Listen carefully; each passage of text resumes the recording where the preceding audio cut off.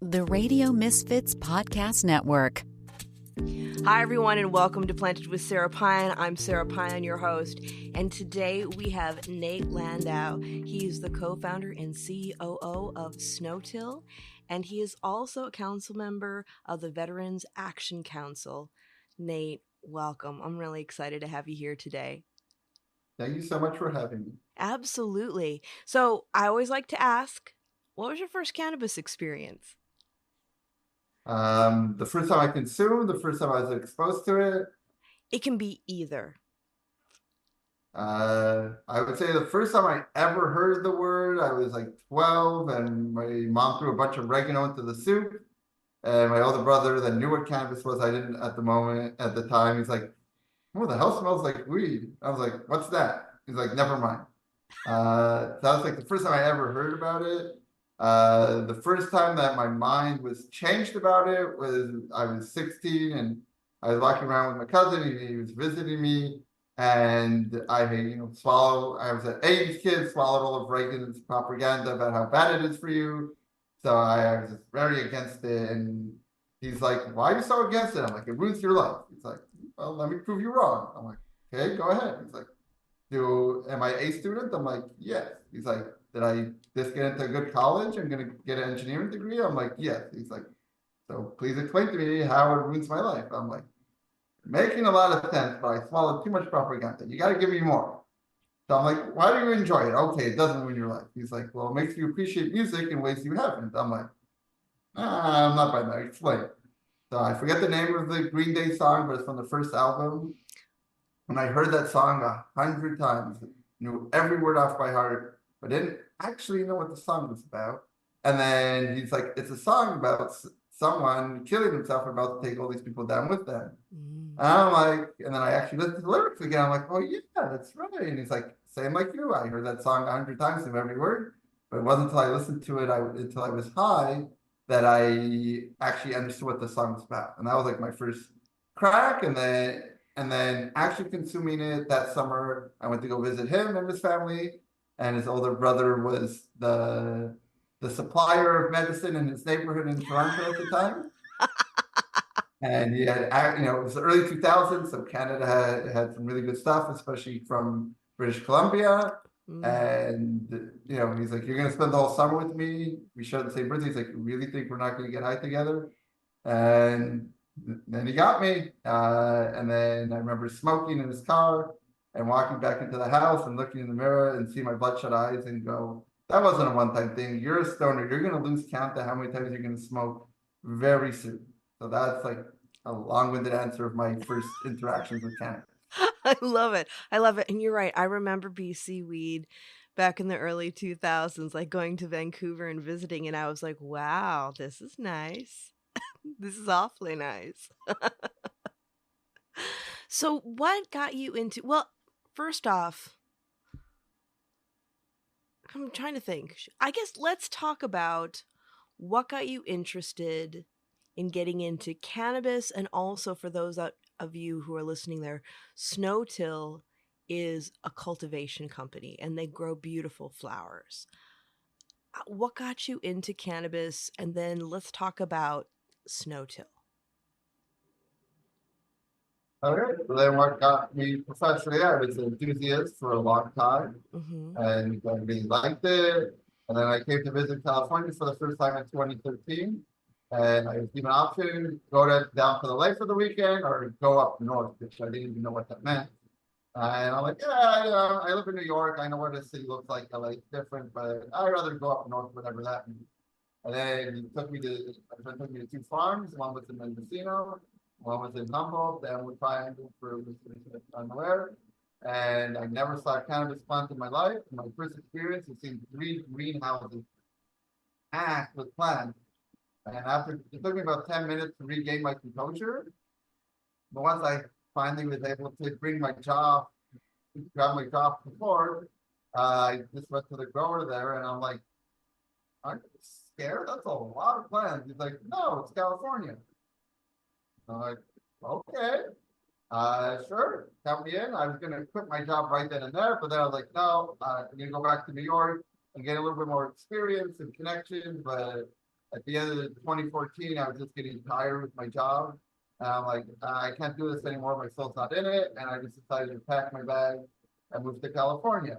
This is pre-regulation days, so it was super easy and convenient. Within 2 months of living here without knowing anybody, I had a 10-acre farm in Trinity County, California, the third part of the Emerald Triangle. And it was great. I had zero experience in growing anything, and I was just doing traditional agriculture, and I was living in this beautiful forest with all this vegetation around me, and no one was spraying anything or feeding them, and I was force feeding them all these chemicals, and this didn't seem right. And then I reached out to a friend, which is my current business partner's older brother. Halfway through the season, we were just talking. He's like, you know what? I should connect you with my younger brother. His name is Joseph Snow, and he watched a video by Mendo Dope. I don't know if people are familiar, but they're growers that also put out at least one album, and they let out a video about no-till living soil. And I didn't understand anything at the time, but my gut told me, like, all right, this is what you're looking for. And this made sense on so many different levels. I'll give quick benefits of no-till living soil. So it's two parts. It's no-till, so we don't till our soil. We just cut out the main stem and leave the roots and everything else. We don't interrupt the soil. And the other one, where it's living soil, where the soil is alive. So we have a whole mini ecosystem. I want to give credit to the worms. They do the real work. We call them the quarterbacks of the soil. They have multiple functions. They aerate the soil. They kind of keep the whole soil food web engine going. I can get into more detail a little bit. And then they also makes it easier for the roots to spread out because the worms are making tunnels. So three advantages: it allows the plants to maximize the genetic potential because they what it wants when it wants it. We as humans, we know our own bodies and we know all the stuff about nutrition, and we can barely feed ourselves properly. A plant that can't communicate with you, it leaves start turning yellow because you think there's not enough magnesium, but really there wasn't enough calcium, and you gave it more magnesium. Now you caused a nutrient lockout, and you're just riding around in circles.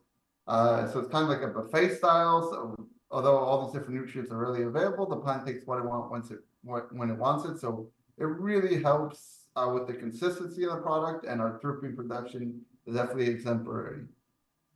The second thing is it's very sustainable. We have close to zero waste. Let's say from a whole growth cycle, we have a small bag of garbage that pretty much contains our scrog net. It's the supporting net that holds up the plants when they get really big. And we're a few innovations away from getting rid of that as well. And then last thing, we are a for-profit business. So it helps us to cut out a lot of our startup costs, so we don't have to set up expensive dosatron and comply with complicated CO2 regulation. And then our OpEx, we don't have I would say it's about a little under $9 per pound for the entire cycle. And that's mainly a bale of rice hay or alfalfa hay that we switched to that pretty much feeds the whole soil. That is what we do in Snow Till in a nutshell. That's fascinating.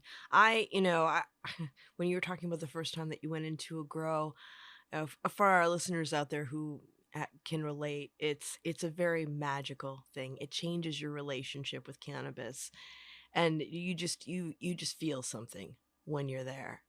And for those of you who haven't checked it out, you really need to, and know that there are actually some amazing tour operators that can show you some really good grows, especially if you come out and visit us in California here, because it varies from state to state. Like when I was visiting Kauai this past fall, I met the cultivator on that island, and we really hit it off. And he was like, let's, I'd bring you to my grow, except for here in Hawaii, you actually need to have an FBI background check before you can set foot in a cultivation area. And I was blown away by that. So it's, for those of you who want to check it out, and really I suggest that you do, just make sure that you're aware of the rules of your state. But if you come visit us in California, and cannabis tourism is a thing, there are a lot of beautiful farms in lots of different ways, lots of different models that you can check out. But when we're talking about waste and being aware of the environment with growing, one of the biggest things that policymakers who are still influenced by the stigma around cannabis, the environmental aspect is what comes up a lot. But what we're looking at are a few bad players, because by and large, we have a very conscientious industry and a lot of innovators like yourself who are looking to not only create better ways of being able to get nutrition to plants and have a healthy grow, but also, not impacting the environment. And it's just a really important thing. Absolutely. And I would really recommend anyone that wants. So we do it, just to clarify, we do no till and sell, but we do it indoors because we need the environmental control that we get from indoors. I've grown outdoors in greenhouses, and they all are valid and all good and all produce different unique things. But right now in this tight market, we need a market differentiator and be able to really deliver consistency is something that's really important, but it's definitely in the future doing all different the three methodologies, utilizing not the living cell is definitely something we have in the plan. Right. Well, and one of the things, I just love a good grow. I love talented growers, and there's a lot of benefits for all the different ways, especially if we're looking at indoor grows. The biggest difference for me is always, how conscientious you are with your methodologies. And, when we're really looking at also the fact that in some states and in some areas, that's the only choice that we have as well. Like take Arizona, for example. You can't grow cannabis outdoors in Arizona. And you're in San Francisco proper, and having an outdoor grow in San Francisco would be just the most illogical thing ever. We would not make it to harvest. No, you would not. And I've tried your flowers. They're just so beautiful and so fragrant and flavorful. How many cultivars are you growing now? Because I know you were developing some. Thank you for your kind words. We have a library of 24. At the moment, we're releasing them slowly into the market. There's certain strains that we would love to release in the market, but when you're a commercial cultivator, you don't grow for what you like. You grow what sells at the end of the day. And obviously you have the yield thing, so it can be the best strain that you like and your consumers like, but it yields a quarter of a pound per light. It's just not economical. So there's a bunch of different factors. I would say our flagship strain right now is Pie Screen. We submitted it to the Emerald Cup, and we'll be submitting it to the California State Fair. It's one of the strains you tried. It came in at over 30% THC with 4.2% terpenes. It's very flavorful and great. It's definitely not something to consume when you wake up in the morning. It's definitely afternoon or evening strain. We have our Gouda, formerly known as Go Time. It's a cheese strain that is pretty unique, at least in California. I'm not sure about other markets. I know it's very popular in the UK. We have our official gangster, formerly known as Motor Breath OG. Those are the three we currently have on the market. We're working on, we did a personal grow on our strawberry banana goo, which was a hit. We just had in San Francisco Weed Week. It was an amazing first experience. Just like you have restaurant week or beer week or different weeks in your city. California, Dave Dance from the senior editor of Leafly took the leadership and put it all together. And we had a bunch of showcasing, and the strawberry banana goo is amazing. It is, and in general, we're seeing strawberry. The two other indoor living cell people that were with us on the panel also had a strawberry cross. So it looks like it's starting to make a bit of a resurgence. That's the same thing. It's amazing, great feedback. The yield, it's just not quite there yet, but we might be bringing that back. And then our electric sugar, which is our version of candy gas, is going to be released on the market in about 2 months. I would say those are off the top of my head, and we're R&Ding and going through our other genetics to see what's viable for the market at this moment. Yeah, that it was really nice to see you at Weed Week. It was a great showing. Did you kind of feel like that was the Snow Till debut kind of coming out with a bang? Kind of, yeah, especially the Living Soul night we did. It was a Sunday night and over 200 people showed up on a Sunday evening, and we all looked at ourselves and were like, this is way past our Sunday night bedtime. But yeah, I definitely say we just hit the adult use market in California in the beginning of March, and we started in the middle of April. So yeah, it was definitely a good thing. Got a lot of good feedback. We got a bunch of good orders and a lot of good momentum.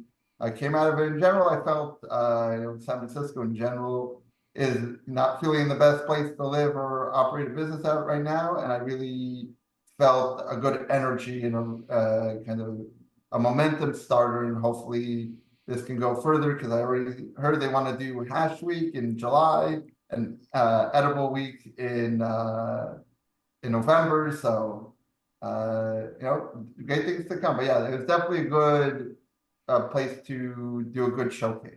Yeah, yeah, absolutely. I love the expansion of it to Hash Week because I myself am a huge hash fan. I love solventless all the way. But the edibles week being in November, I find really interesting because when I used to work in a dispensary, the time like just right before Thanksgiving through the holidays was like some of the biggest edible sales.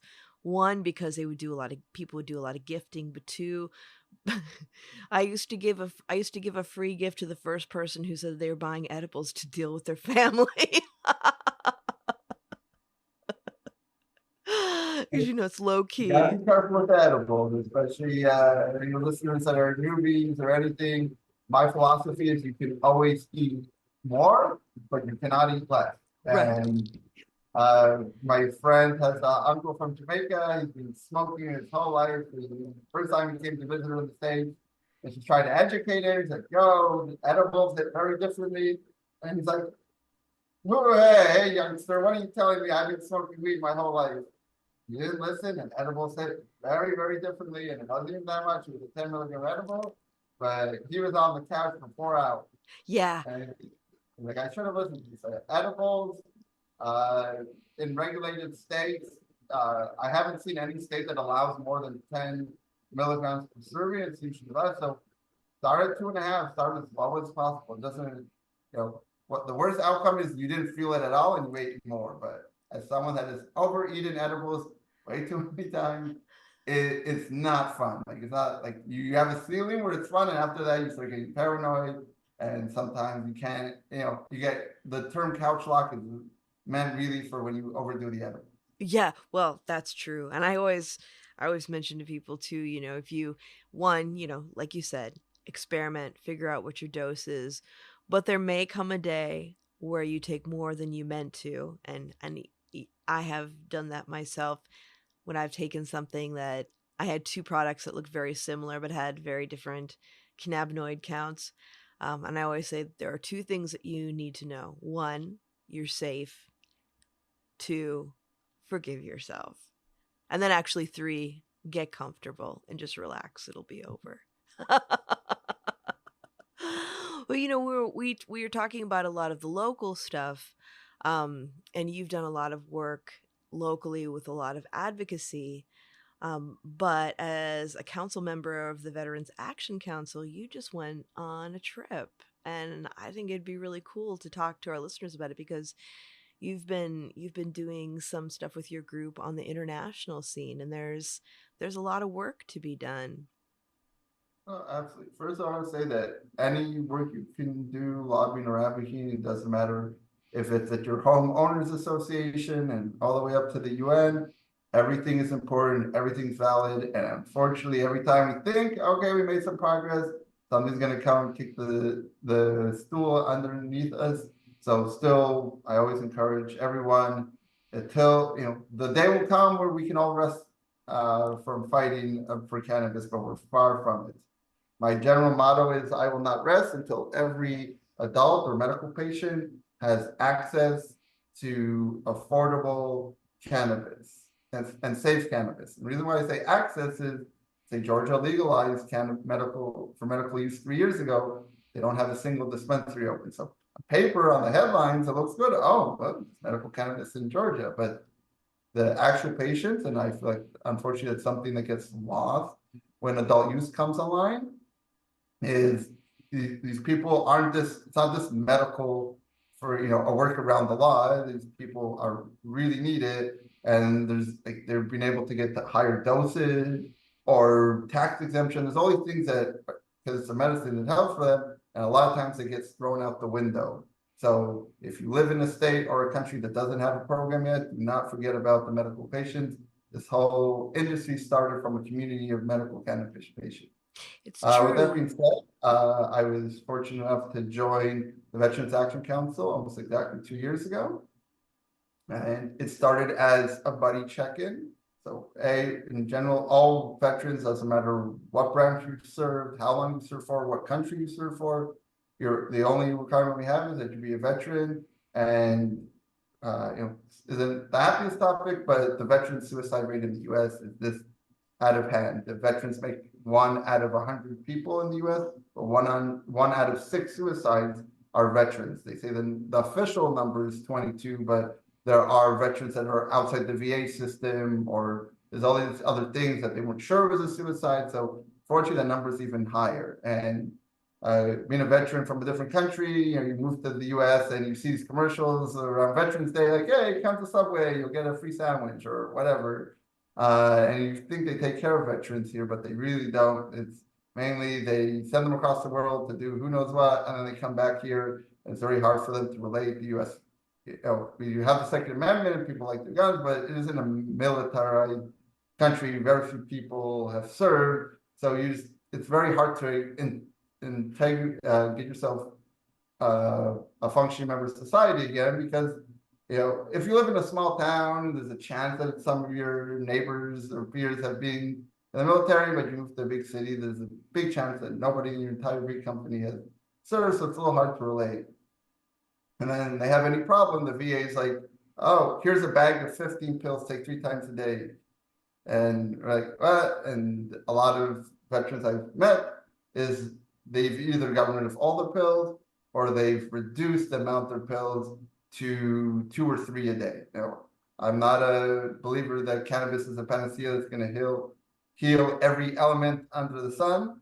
We definitely need a lot more research and find out a lot more about this amazing plant, but I do see veterans on the day-to-day benefiting from it. So I care about all patients, but I have a special place in my heart for veterans. So there's some legends in, I can't name them all, but Etienne Fontaine from Berkeley's Patients Group. One of my faves. He has the longest running dispensary in the US. They're about to celebrate their 25th anniversary. He's been fighting the good fight from the 90s. Like, he was fighting for cannabis access before I even knew of the concept. And then there's Michael Krawitz.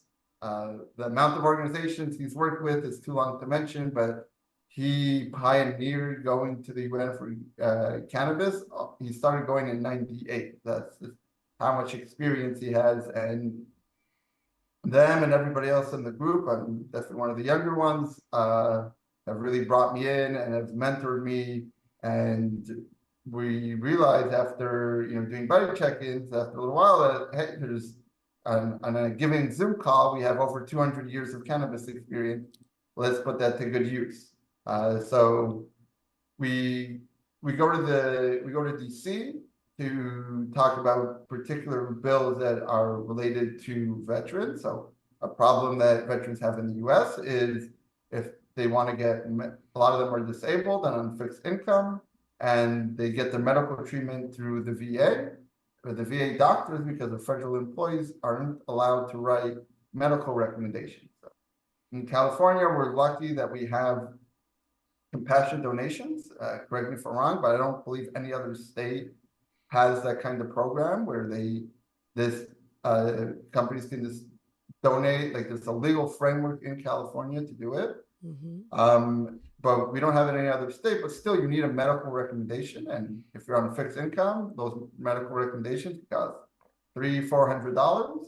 That can sometimes mean the difference of them getting their patients or not. Another person, quick side note, Nicole Redler, from Recompass, she does every first Thursday, she does a event called Happy Management. And I see these veterans, some of them are disabled, and that's pretty much their only social interaction they get. And she is very, very good and resourceful and gets a lot of donations. And for some of them, that is their medicine for the month. Like they have no other way of getting it. And I really see the difference it makes in their lives. So by them not having that $300 to get the medical card. So we're working on all these different things on the federal level, and obviously rescheduling and doing other stuff will null the need of all these standalone bills. But right now, until the change actually happens, we're going to fight for that. Yeah, but I know you asked me about the international thing, so I was giving that all as a backdrop. This was my second year, so every year in March, it's right after Spanavit.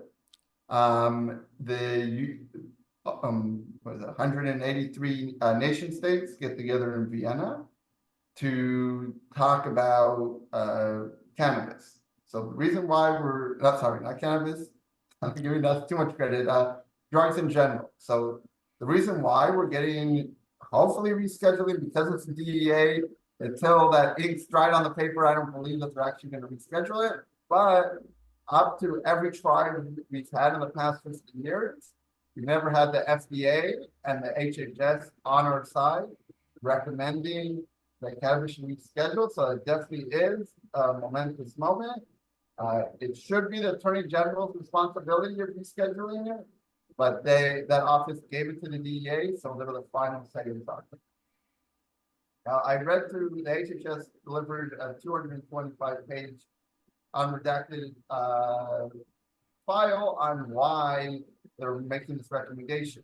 The last time this happened was 2016. I'm like, did the science change? Sure, we've gained a little more knowledge into cannabis, but nothing substantial. And after reading through it, the main reason was the treaty change. I'll explain that in a second. So Michael Krause, as I was mentioning beforehand, in the year 2020, when we were all worried about lockdown, he actually got the UN to change the treaty. So on the UN level, the scheduling is backwards in ours. So for us, the lower the number, the worse it is. So Schedule 1 is where cannabis is right now, it's the worst. Where in the UN Schedule 4, it was the worst. So they got the treaty change, and now the UN recognizes medical benefit for cannabis, and that caused our DEA to start changing their stance on it. And 30 other countries worldwide have either legalized or are working on legalizing because of this treaty change. So people ask me, like, why do you go to the UN? What are you doing there? And I'm like, change happens, but it happens slowly.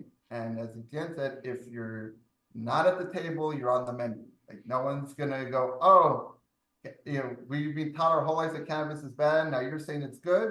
Oh, because you said it's good, I'm gonna make all the laws to make sure that you have a perfect industry and safe and affordable access for patients. That's not gonna happen. You have to go and fight for it.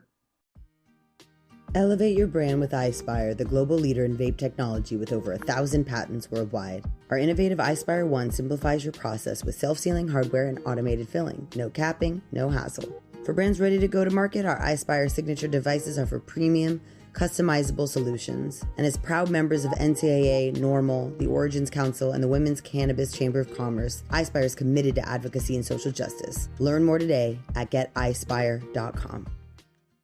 Yeah, you do, because there are other people who have interests in it, and they aren't always in the best interest of the public. And when we look at what's going on with the UN, and I mean, there's what we did as a nation to create stigma around cannabis and to pressure other countries to make it illegal. It's very interesting that now we're hopping back in, and it's like, oh, sorry, yeah, we were misinformed. And it was a very political thing too, because that's at the same time that we were vilifying cannabis, as we are seeing now in this country, we were having a surge of people who really were into fascism. And we are seeing that again. So it's a very interesting time. I mean, we say history repeats itself. It definitely does. And hopefully we can change the story with the work that we're doing in advocacy. I find it very interesting that the DEA is being given the task of evaluating this because they are enforcers. And I think that that's a very interesting thing that they're doing. It would be like in California, giving the police that work in drug enforcement, the keys to being able to make all of the laws, and that is not in their wheelhouse. It's something that's very strange, and I'm glad we're having conversations about it. I'm glad things are being done, but whether or not they will be able to make sound choices around this remains to be seen. I really feel like the work that some of the most impactful work that we're doing around policy is being done by the veterans because, well, you guys know how to make things happen. And when you feel passionately about something, you get out there and you say something. And I really, I applaud all of our colleagues, including you, that are putting the time in, because I know, like, I come from a family that, well, the last members of my family to be in the military were in World War II. But it was incredibly impactful. My grandfather never spoke of it. He was underage when he went into the Navy, and he was very much inspired by his much older brother who was in the Army, who marched with Patton from Africa all the way through to the camps in Germany. And when my uncle came back, he was a very decorated war hero, and he was a broken man. And they both turned to alcohol for comfort. And with my grandfather, he ended up not being as much of a problem, but there was a very, very distinct sadness in his soul. And my uncle was never the same. Never. It destroyed him.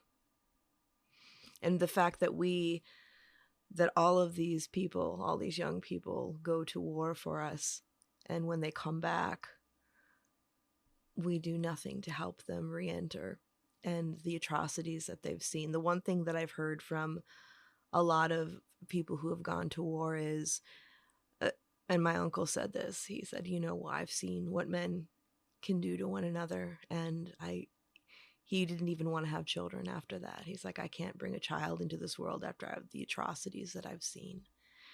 And, and I've had colleagues that, in the beginning you say, thank you for your service. And they've looked me in the eye and they're like, you have no idea what I have been made to do. And that breaks my heart. Oh, absolutely. And I feel fortunate enough that I'm, for a younger generation. So, your uncle, it wasn't even called PTSD. It was called, they were just starting to coin the term shell shock. I think that it came about at the end of World War One. They had no thing, and most societies, men are, there's definitely women that have served as well. Yeah. I say majority military men are like, oh, you're a man, you gotta be tough, especially if you're a military man, you gotta bottle up all your emotions and all that stuff.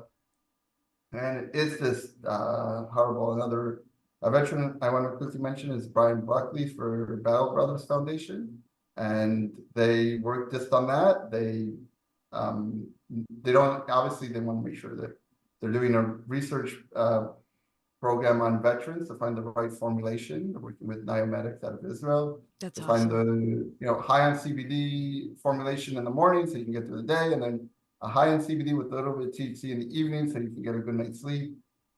He doesn't just do that. He makes sure, a lot of veterans aren't aware of the rights and different stuff that they can get. So there's a veteran that was about to get evicted and he was in a wheelchair. And when he found out about what happened, he was able to make a few phone calls. And 2 days later, the government sent someone out to retrofit his house to make him living in a wheelchair livable. And they brought him food and brought him all the stuff. And the daughter called him a week later and said, you literally saved my dad's life. That's and awesome. As Wei Tian says, is in the military, they taught us how to fight. They didn't teach us how to stop. Just because we're out, we're going to take all our fighting energy into making this world a little more just. And I'm not naive. I would love for a world with zero militaries. Maybe one day. That's not the world we live in at the moment. It's definitely a goal I would like to thrive. And in the meantime, well, people do their service to make the transition back into society as easily as possible. Yeah. Yeah, easily as possible, and to have a more generous, kinder government that actually supports people and gets them, like you said, appropriate housing, support for work, emotional support, all the things. And one thing, I think working in cannabis and working with veterans, it's been wonderful to see people being able to use cannabis in lieu of other pharmaceuticals that are commonly used for a lot of the when you're dealing with injuries, not being able to not use opiates, or dealing with PTSD and anxiety, and being able to take benzos off the table is amazing. But also some of the therapies that have been coming out of our movement with cultivation and getting veterans involved in cultivating their own their cannabis and getting their hands in the soil, and how incredibly therapeutic that is as well. Like, there's I mean, and I say this as someone with a brown thumb, but when I do actually get out and like start to plant my herbs and stuff in the spring, they last a little while, I gotta say, Nate, but they don't last the whole season. But there's something that feels so good about getting your hands in the soil and seeing what's growing, and that, you're part of that process of life. And I hear such wonderful stories from people who were involved in those programs, and that's a beautiful thing too. I think, like you're saying, for people who have cannabis companies, they are for profit, but that doesn't mean that there isn't community benefits that come out of this. I feel like, our industry has a lot more heart than that in many, many places. I don't know any other industry that gives away millions of dollars worth of their product, whatever there is. I believe this in California alone last year was $12 million worth of cannabis that was donated. There is one country, we gotta give them credit, Canada, when it comes to their veteran. They have a program. They haven't released the 2023 figures, but in 2022, they donated over $120 million worth of cannabis. Sorry, not donated, I'll explain how the system works. If you're a 100% disabled veteran in Canada, you can walk into any dispensary and you get an allowance of either 3 grams of flower or the equivalent in concentrate, edibles, etc. And then you get fully reimbursed by the Canadian government. So they That's gave awesome. $120 million. So Canada is definitely beating the world right now in everything. They've had federally legal cannabis for over 5 years. Canada's definitely doing some good stuff. Although international commerce is still something we're figuring out, they still exported $160 million worth of cannabis last year. And that's part of the important part of UN is we're at this inflection point where there's still a lot of prohibition and still a lot of and people anti it, and we still have to fight that fight, but it's starting to shift. Like that's like a rear guard fight that we're fending off the last people that are trying to hold on to it. Our group is going to Geneva next month because now we're starting thinking about IP and biopiracy to make sure that there's indigenous people that have been growing, I don't know, Panama Red in Panama for 500 years. We don't want them to come and some big corporations to come in and take their genetics and not pay them anything for it. So we're already thinking of what the next day, the day after, what's going to look like. We put all this energy that absolutely was necessary on getting rid of prohibition, and we haven't fully gotten rid of it, but we can see the light at the end of the tunnel. We can't just forget about it once we have prohibition, because we can see in California, even though we ended prohibition, the laws are just horrible and they constantly need fixing, and we want to get it right. But a thing that showed the shift in the UN level, for example, 2 years ago there was 1 side event on cannabis. Last year there was 4. This year there was 7 on cannabis and 3 on psychedelics. So there definitely is, and I can just see in the attitudes with the 2 years, the attitude shift of diplomats from different countries of their thing towards cannabis. If even like 2 years ago, they're like, okay, we just did the treaty change, but we're not sure.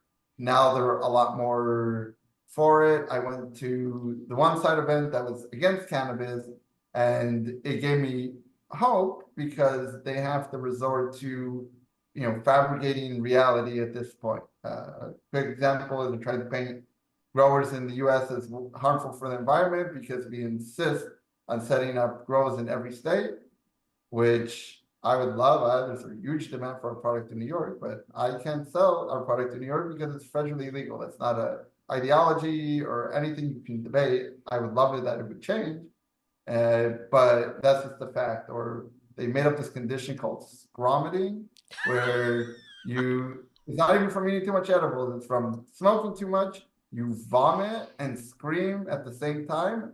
And last year they said that it's just a condition that's growing in the US. Now this year they said that people die every day from it. And you can call any emergency room in the US and they will report deaths, which I called one emergency room in every state, and they all laughed at me very much like, this condition has never happened, never existed. I don't know what you're talking about. And while that gives me hope is I'm like, okay, they used to have data and all this different stuff, and now they're just resorting to fabricating. They know that, they have one more gas of fight in them, but whoever's funding them is going to stop funding them because the war on drugs is getting towards the end. Yeah, it's very interesting how they cling to that. I just was on a panel for a university for 420, and the two people from the cannabis sphere were myself and Dr. Peter Grinspoon. And then there were some really, really thoughtful people from academia on the panel that were coming with a psych background. But there was one psychiatrist in particular, although when he came on, he seemed very insecure too. He made a point of letting everyone know that he was much older than he looked. And I was like, oh, wow. Okay, here we go. But he didn't go as far as the scrommet, but he sure touted, the cannabis hyperemesis. And, the thing that gets me with the prohibitionists is they had an easier time when those of us that work in cannabis and in advocacy didn't have as nuanced of a view of cannabis. When we just talked about all the benefits and some of our lovely colleagues that kind of got into panacea land, that was like, that's the prohibitionist dream, because then they can be like, look, they're saying all these things. And when we were doing the panel, Peter and I were both like, well, yeah, you can have a bad relationship with cannabis. We need to be aware. These are some of the signs. There are different things. Yes, youth access is an issue. But these are some of the things that we can do. And talking about, creating good policy and also having more conversations about normalization and educating the public. And we were throwing so much love at this guy, and he was getting so frustrated because he'd say something and be like, well, I agree with you about that. And furthermore, da da da da da. And it was just like, Argh. By the end, I was just like, I didn't know quite, I guess, no, I was going to say I didn't quite know what to do with them, but I guess we did, because we totally handled it well. We actually had gotten warnings before we went on the panel that everyone needed to have civil discourse, which is never an issue for most of us. But with the prohibitionists, it really is more on their side, where they have these ideas, and I don't know if it's informed by trauma, which is real. Hey, I can have compassion for that. Absolutely. But I think that that's also part of the conversation that we're having around cannabis in general. Like when I teach my classes, I always say, we create our own endogenous cannabinoids, but that doesn't necessarily mean that an individual tolerates phytocannabinoids. And that's okay. It's okay if it doesn't work well for you. It works well for somebody else. And it's setting the stage and the expectations for, just because something doesn't work well for you doesn't mean that across the board nobody should use it. Let's have the conversation.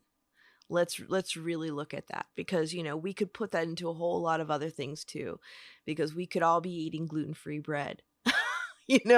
I mean, there's just so much that goes into it. And when we're looking at a Sabbath and some of these people that are just ridiculous, I gotta wonder what's in it for them when they're just so hilariously prohibitionist to the point where I feel like they're almost like ripping at their own clothes to get a point across, which is not even close to being valid. I think it's some investment policy. I'm butchering that term, but you make an investment into some venture and it's clearly not going well, but you're like, but I already put $1,000 in, like put $2,000 in, it's definitely gonna work. Yeah. And it's getting even worse, but you're like, no, it's I'll put 4,000 in now. And sometimes you just, when you're in a hole and you're digging it, no matter what you do, you might be able to go vertical for a little bit, but you're making the hole bigger no matter what direction you're going to. You keep digging it, but at a certain point, you're like, wow, well, I'm so deep in my hole, I can't see the top anymore. I'm just going to continue digging. And I always feel in general, people get the most desperate when they can see that their thing is fading. So they're going to, go throw Hail Mary and just go even harder than they ever gone because they think maybe they'll be able to turn the tides. But like I said, we've won a lot of good battles. We haven't won the war yet, but we kind of have our prohibitionist opponents in the corner, and we definitely cannot let our foot off the pedal yet. But we are, there. If we were the unwanted minority in the international talks, and they were the ones that all these governments were going to, the tables have definitely turned. Yeah. It would behoove them to take the ego out of it, but we have that problem in a lot of areas of politics. So I'm not sure when that's going to change, if ever. Probably not. We might be talking in 20 years from now, like, hey, remember the prohibitionist? Weed is legal in now 150 countries, but he's still digging at it. or he'll have joined the board of some multinational cannabis company that paid him enough to make him happy. Most likely. We've definitely seen it with politicians, so there shouldn't be any reason why prohibitionists won't follow the same suit, right? Exactly. If you can't beat them, join them. I have some clout that I can use and throw around, so we come on the board of directors. John Boehner, I believe his name, was passing very anti-cannabis laws when he was the Speaker of the House and Congress, and now he's a millionaire from sitting on the board of one of the big MSOs. I know, it blows my mind. It blows my mind, and it's exactly who I was thinking of. It's like it's amazing what money does to change people's minds, and thinking about that and thinking about the growth of an industry. One thing that always comes to mind for me is the fact that, in the United States, we really pushed for ending prohibition first, but because of the policies that we have and the fact that we have not had federal legalization, we have gone so far behind the rest of the world as far as cannabis goes. We could have really led a lot. I was for a time, I was thinking, I was like, wow, who's it going to be who leads through this? Is it going to be the United States? Are we going to get push legalization? This was years ago. Or is it going to be Israel? Because Israel has so many amazing things going on with research, especially with the things that the late Dr. Meshulam did, who was just an amazing man. And I wonder now, when we're looking at the landscape of international cannabis markets, when you're looking at it, who are you seeing that you think is really leading the charge now?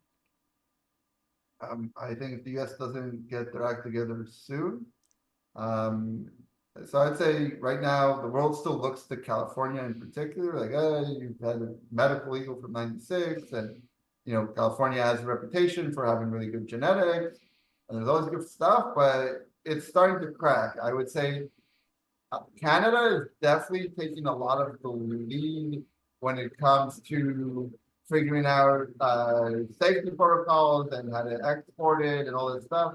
I don't see them doing too much on the research side. I will say, I know they're a small country, but I have a lot of hope for the Czech Republic out of all people. Give a little bit of context. So Germany, as we know, on April 1st, semi-legalized it for adult use. And the reason why they semi-legalized it is Germany and the Czech Republic are both part of the European Union.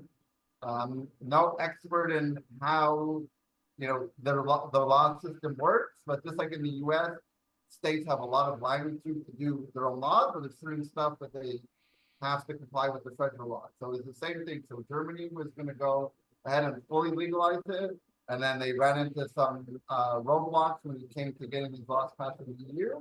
So they kind of had to do like this hybrid model, kind of taking a page out of Barcelona. So in Barcelona, it's in this weird gray area. It's technically not legal. You're allowed to have association where people will grow for you, and then you're not paying them for profit, you're compensating them for their work. Mm-hmm. And in Barcelona, you have everything from these small mom and pops to some really big things that are like a full-fledged consumption lounge you'll see in Las Vegas now, and everything in between. So Germany did the same model. There's no commercialization of cannabis. So it's decriminalized. You can grow, it's 4 to 6 months. I don't remember off the top of my head. There's home grow. And then there's also associations, but I think it limits it to either 50 or 500 members. The Czech Republic, because it's a much smaller country from Germany, a lot of the world's attention got taken away from the Czech Republic and went towards Germany. But the Czech Republic is actually taking an interesting approach, and they're not just focusing on cannabis, they're focusing on cartoon, and they're focusing on all these other substances that are in this weird gray area. And they're like, let us regulate it. Let us study it and research it. They're like, it's being sold in our country regardless. We don't get the tax revenue. Most actors are not implementing best practices to make sure that it's good and safe. So they're just like, this is happening anyways. Let's find a way to co-op. And that's why I'm giving them that, is that they have a really good buy-in from the government. I met with the drug czar and the guy running the law and a medical doctor that kind of giving the scientific background for the government.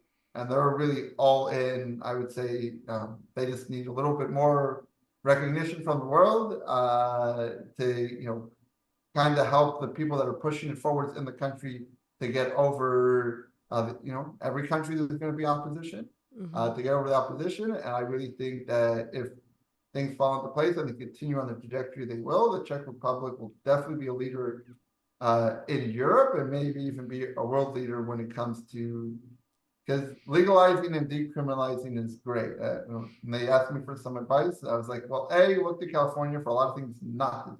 Yes. But things you should do is, first and foremost, and this is unfortunately getting skipped over in every place I've seen legalized, release the people from prison.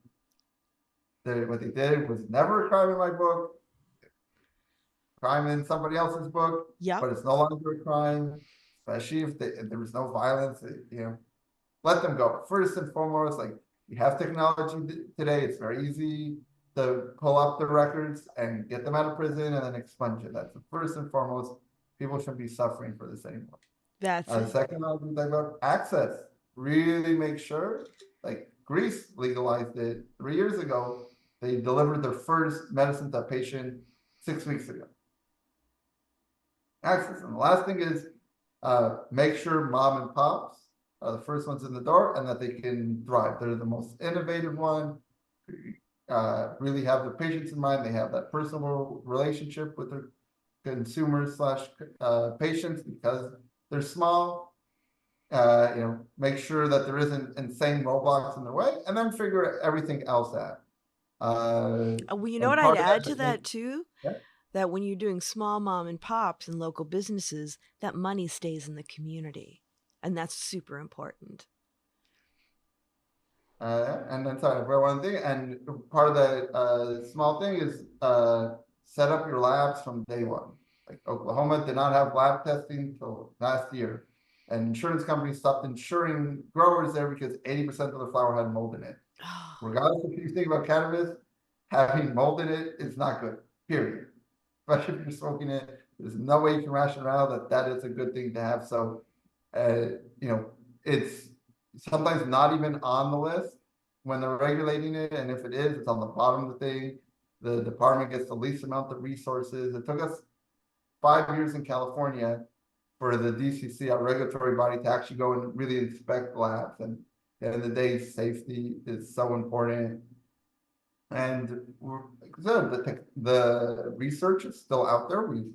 Do we know the perfect method to test it for safety? Absolutely not, but we need to start doing it, and it needs to be like a no-brainer and just normalized everywhere that you're testing your product and making sure it's safe for consumers. Consumer safety is always a top priority. Yep. Totally agree. And people, I think because we are really in the beginning stages of the conversations around cannabis, you and I take a lot of this information for granted. Like, of course you're going to do this. But other people are like, what do you mean? Like, it just grows and then you cut it and that's that. It's like, oh no, there's much more to it. And especially when we're looking at medicinal cannabis and people with compromised immune systems, that's, especially when it's nobody wants to inhale mold, but if you have a compromised immune system and you're inhaling it, that's even worse. I mean, you can really do some damage. I mean, kind of going back to what you were saying earlier in our episode where you were talking about, medicinal use being forgotten when we're starting to get into the adult use market. I think one of the biggest misconceptions people have is that the medicinal market was just a ploy to get people to have access to cannabis to be able to get high.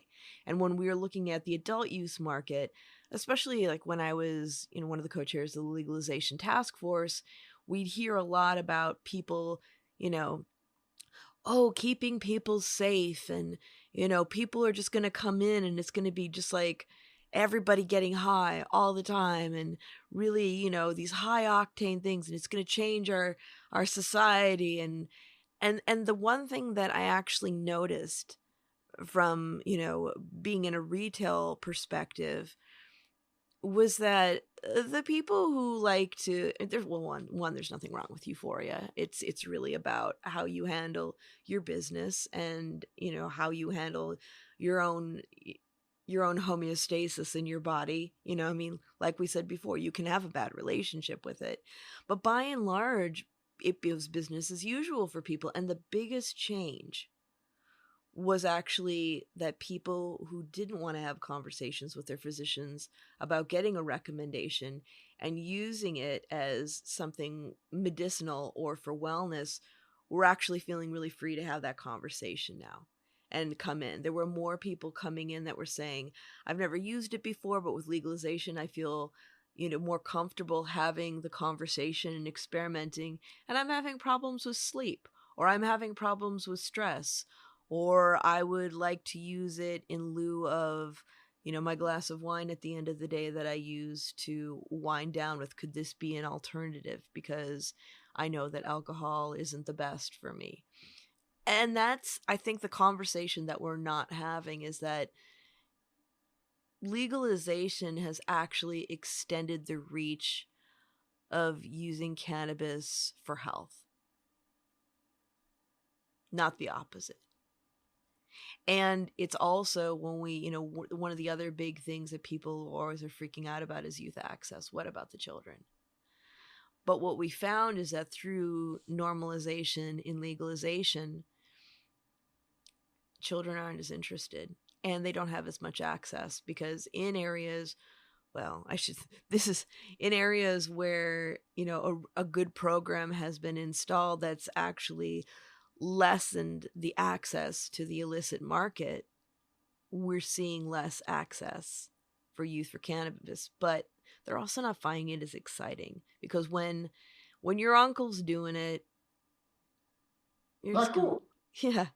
It's like, what is this? Yeah. I mean, I remember being in Kauai a few years ago and, people my age were like, oh, cannabis, I love it, da da da da. And then, people in their early 20s were just kind of like, yeah, my parents do that, my uncle does it, that's not really my thing. And kind of honestly like making me feel like, oh, kind of dorky, quite honestly. And I think we need to have more critical thought around the fact that, good policies create a safer container for everybody. I mean, when you in California here, if somebody's in their 80s and they go to a dispensary and they've forgotten their ID, they cannot get in. People cannot come in to pick up something really quick and have their kids with them. That doesn't happen. And that kind of brings up a bigger thing around, it's not so much about the dispensary, it's about parenting, because I had, somebody who had a stroller, wanted to come in. We couldn't let them in because their child was with them. And they asked a stranger on the sidewalk if they'd watch the kids in the stroller while they popped in to get something. And I was like, okay, that's more of a conversation that we should be having. And the safe storage of cannabis and how to have the conversations with your children. And also when we look at, companies that are gaming the farm bill, like the access to those products is children do have access to that. And those are not regulated. They are not tested. And, yes, there are some companies that have a foot in both worlds. They're in the regulated cannabis world, and they're trying to, make up for lost time and all of the taxation and everything by getting into the hemp market as well. And I would probably trust those companies more than the ones that are just doing solely, the money grab and the hemp or the THCA flower market. But still, it's a really interesting time that we have around policy and disseminating the differences between hemp, cannabis, and THCA flower, and why we're having these issues. And when people ask me, do you want to see those markets go away? I would rather see something in between. I would rather see, I can't hold it against somebody who's passionate about cannabis that's trying to make it work in any way that they can, if they're trying to be a good player. But I also see all of our colleagues really having a hard time trying to do the right thing.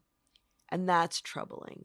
So why can't we have something where the hemp market's more regulated and we start taking some of the heat off of the THC-rich cannabis market? Like something in between where we have safety, but we also are able to have people having an easier time doing business well and safely, but not having to lose so much money in the process.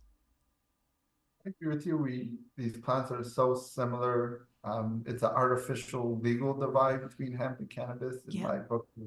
Same plant, and exactly what you said, we can pull from both. Like the ease of being able to operate and expand to different states you have in the hemp derived, and then the safety that you have in the cannabis, and kind of merge the two together. In California, there is a bill right now, AB 2223, that is trying to address that. And to bring it in, I definitely don't want hemp to be treated like cannabis. That's definitely, adding more rules. We definitely don't need more rules. We can use less, and we can definitely modify the ones that are working but aren't great. Yeah. To strengthen what you're saying, again, I don't know in other states, but in California, there's been 2 audits already where they went to every dispensary and tested them with the ID, and either a fake ID or underage or anything, they had 100% success rate, where both the tobacco and the alcohol industry does not have that success rate about letting it. Like we all know as operators how hard it is to get a license. If you actually got one, you're not going to mess around and let a minor into your dispensary. And in the Netherlands, a lot of people think it's legal in Amsterdam. It actually isn't. It's been tolerated since the 70s, but it actually isn't legal. But there, I remember the first time I went in 2010, and I was expecting all these youth to be in the coffee shops, and they're like, what's the thrill? Like, okay. Like I would say at least in Amsterdam, most of the people in the coffee shop were tourists. They weren't even local. Because like you said, it's not a thrill. We were all teenagers once, and we want to do the opposite of what our parents did, whatever it was. And even if we don't like the opposite of what they're doing, we want to rebel. We want to do something different as a teenager. So, like you said, if it's not cool, and especially like now we're like, oh, baby boom, like the fastest growing demographic right now in cannabis is baby boomers. And then, so for people in the 20s, that's their grandparents. And they're like, that's not cool anymore. Grandpa's doing it, grandma's doing it. I'll find something else. So, yeah, it's definitely, and you do a lot of amazing work around education, and It's absolutely necessary. It's not, this is a very misunderstood thing. And, asking the more difficult question that you're saying, and, finding out why people are doing it and how they're doing it, and directing them in the right way. A lot, like a thing that's overlooked are we call them bud tenders, but they're the ones at the end of the day, they're the frontline people. They're the ones that probably interact the most with patients and consumers more than anybody else. Yeah. And you really need to take care of them and educate them, because at the end of the day, people are coming to them. And I've had the whole spectrum of experiences in dispensaries, from people who can tell are getting minimum wage and really don't want to be there and need a job, to people who, the second you walk in, regardless if you're invited or not, their eyes light up and they're super knowledgeable and passionate and direct you to the right product. And we should definitely push to have more of those bartenders than the first one. But we have a lifetime's worth of work ahead of us, even if the authorities wake up tomorrow morning and want to be completely on our side, which is not going to happen. But even with that, we still have a lot of work. So I really want to thank you for all the, I don't know, did I say decades at this point of your work? Not quite decades, a little But over a decade, but over a decade, which yeah. is very commendable. There's a lot of people that have come in with tons of money and we're out of the industry in 5 years. So like you're still around, and there's a lot of people, and it's okay to do, go after make a living, but I really feel that you lead with compassion and lead with education, and that's all this stuff is required motivating. You're like, okay, obviously we live in the Bay Area. It's not cheap to live here. We gotta be able to afford to live, but that is, a secondary necessity versus your primary focus. So definitely need more people like you, and definitely make sure that people like you don't disappear from the industry. Thank you. I'm just so grateful for friends and colleagues like you that do your work with heart and critical thought, and you use your powers for good. It's really important that those of us who have the ability go out and educate and change the way things are and inspire other generations to do it, because I'm really excited to see the younger generations and how passionate they are and how engaged they are, and see how they change the world. And it's all hands on deck, because we have a lot of amazing people that we work with. And I think also because of all of the things that are going on, and especially because there's a certain amount of a scarcity mindset in the cannabis industry, there can be some contentious behavior where people want ownership over a mission or an area. And that doesn't really need to be. And honestly, it doesn't behoove anybody, because we all need to work together to create strong policy and a strong industry. And there's room for everybody. It's really about how we work together, because a lot of the things that we're dealing with problematic policy has a lot to do with the fact that not everybody, I mean, you can't have everybody in the room. Nothing will get done. But people have to work together. We have to really look at, how are we coalition building, and how are we, creating a voice and strength, and just really from good policy to being able to be watchdogs for the bad players in our industry. Because for all of the people like, you and I who are advocates and activists, there are also a lot of sharks in the sea. And, my whole thing is like, if you're slightly sharky, keep it to yourself. Like, I don't mind if you're in the space and working. We need models of all types, from small mom and pops to, to the mid to large multi-state operators. But don't be a jerk. Just don't be a jerk. Support each other, work together.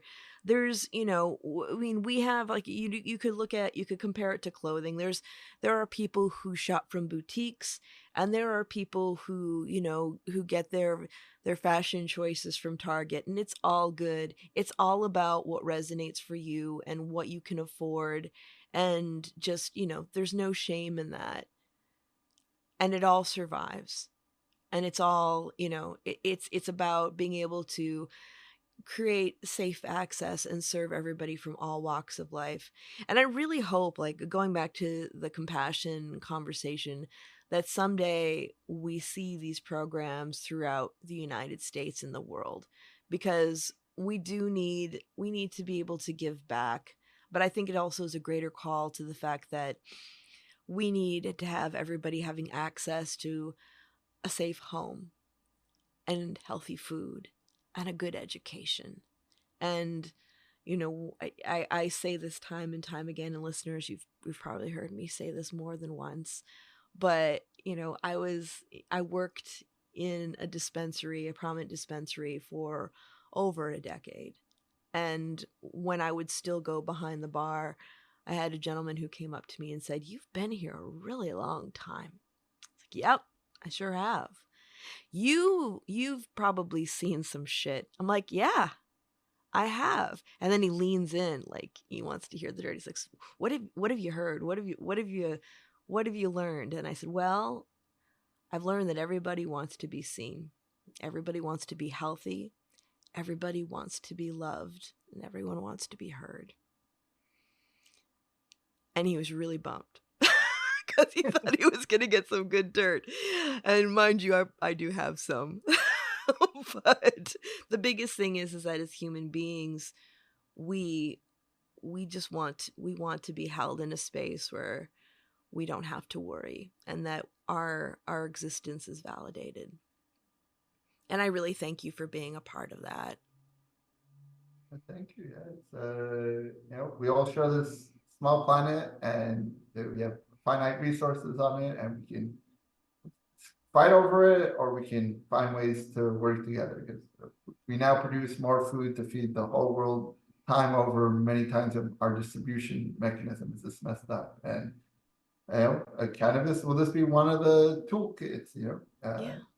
Most importantly, if you don't have your base, if you don't have secure housing, then nothing else matters, because you're not, you can start thinking of abstract future things, because you're like, I don't have where to sleep tonight. I don't have that, our homes are our safe place where no matter what happened to us during the day, we know that either no one's there or our loved ones are there, and we can just be our silly selves and have that, safety net, and not having the house, and obviously you need food as well. And yeah, it's just little things that we can do to just make people's lives better. And we just simply don't. Sometimes just smiling at somebody on the train, you can change you're not going to change their life, but you can change their day. You can tell they're sad and going through something, you just smile at them, like, hey, a stranger smiled at me, maybe the world isn't as bad as they think. You never know how something's what might seem like a small, insignificant thing to you. Let's say you're a doctor or a nurse in the hospital, it's your job, you treat patients. There could be a crazy case that you've never seen before, but most part, you clock in, you clock out. But for a patient, they might be afraid of doctors that never got this the first time in the hospital, and they're going to remember those 3 days you were working with that doctor or nurse the rest of their life. The doctor or nurse probably forget about them within a week or two. And doing these little things of really trying to get into the person in front of you's shoes. Mm-hmm. You never know what someone's going through, and they can appear one way, but they're really very different. So it's always just try and, especially when you're interacting in dispensary, you don't have that much time. You can't sit down and have a 3-hour conversation and know a person's life story, but you can pick up quickly, and just whatever small gesture we can send out with a smile, or they're more educated. So many things we can do for the better. And going to the UN, seeing that there's a thirst from the average human, like you said, there's sharks and bad players, and they make a lot of noise. So it seems like there's a lot more of them, but actually, I would say maybe 10% of the population, not even in that bucket. And we just got to start taking away their media attention. That's why I would say a lot of media outlets aren't exposing the identity of a mass shooter, because they know that a lot of motivation of the mass shooter is to get attention. And by not giving them attention, I don't know how effective it actually it's been so far. I know it's probably not been done long enough to show research, but I'm sure it has some impact on that level. So, my philosophy is always: if you want to go fast, go by yourself. If you want to go far, go with others. Yeah, that's the fact. That's the fact. And in our work, just continue to be working with great people, finding more good people to connect with, and spreading the good word. And I thank you for being part of that. And Nate, I always enjoy talking with you. Thank you so much for being on the show today. And I look forward to our future conversations as well. Yeah, thank you so much. If you guys want to get in touch with us, Yes. snowtill.com. That is the best way. Right now we have cultivation only, so we cannot do retail sales at the moment. So 7 Stars in Richmond is our flagship. But if you go on our website, there are many, many different dispensaries. We serve all the way. We have a dispensary that carries us in Ukiah, and we have a dispensary in San Diego. So we're all up and down the coast. If you want to get in touch with me personally, you can hit me up on LinkedIn, Nate Landau. And yeah, this being, thank you so much, Sara, for having me. This was an amazing conversation. And I'm sure I can be seeing you out and about a lot in the coming years. Absolutely. Take care, my friend. And everyone, remember, if you like listening, please give us a review, share it with a friend. Let us know what your favorite episodes are. And if you'd like to stay in touch over social media, we are Planted with Sara Pion on Facebook and Planted with Sara on Instagram and Twitter. You can also go to our website, www.plantedwithsara.com, or listen to us on our parent network, Radio Misfits Network, where there are other great podcasts, like one of my favorites, the Winemakers Podcast. So check it out. You can listen to Planted wherever you listen to your favorite podcast, whether that's Pandora, Spotify, Amazon, Google, Apple, Stitcher, tune in. We are there. So join us. And until next time, stay curious, stay safe, and remember, it's a wild world out there. Be good to one another. Until next time, take care.